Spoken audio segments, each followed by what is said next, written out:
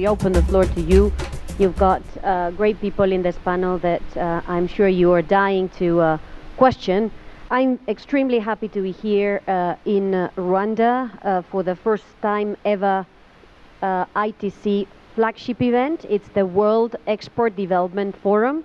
This time also we are innovating in that we are putting together the World Export Development Forum with the Women Vendors Platform.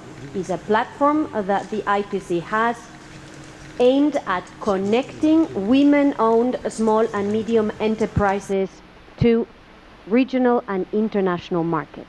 We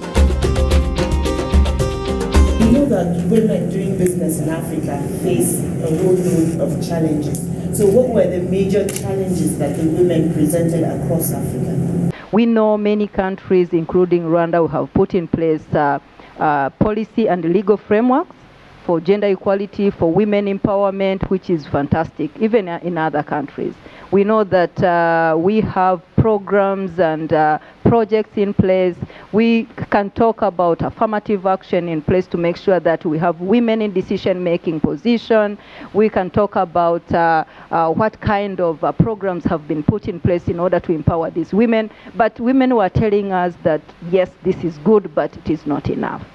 We still have challenges which we need you as government and your partners like ITC and other bodies around to help unblock these issues which women are facing. They have been talking about the issue of information, because without information, especially when they are talking about procurement, they say that you might be having good products, might be having good business, but if you are not well informed, if you are not informed on time, because you might be informed, but at the end of the day when you go for the bidding, then you find everything is over. We need to rework and see how we can package it properly. How can we have strategies with the support of some technical tools from ITC, RDB, and others to see how do we share this information to business women so that they can use it at the right moment to access this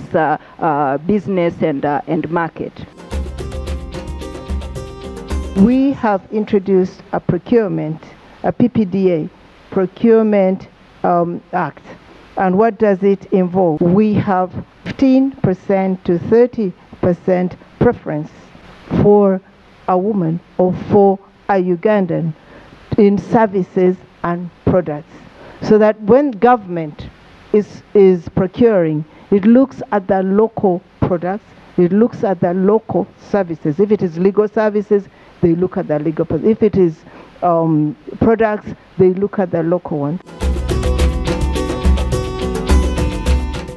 One of the recent reforms that the government of Rwanda put in place was the Business Development Fund, which actually gives a guarantee of up to 70% of loans that SMEs access from any bank in Rwanda.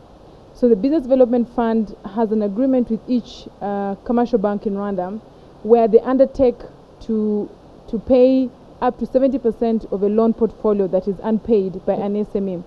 That is very encouraging for banks because then their exposure is just 30%.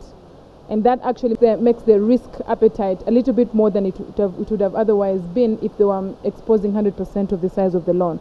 So that has been very helpful, and I think it's one of the key reforms that the government of Rwanda put in place to address this whole issue of access to finance. I wanted to share with you what Rwanda is doing, for example, in areas of property ownership. You know, land has been a problem in many of our countries, but I'm happy to say that in Rwanda, practically now, apart from having gender equality policies on land and laws on land, but again, when we were doing land registration, today we count more than 26% of the landowners, the head of households, are women. 18% are men. And 54% are both men and women, I mean the family.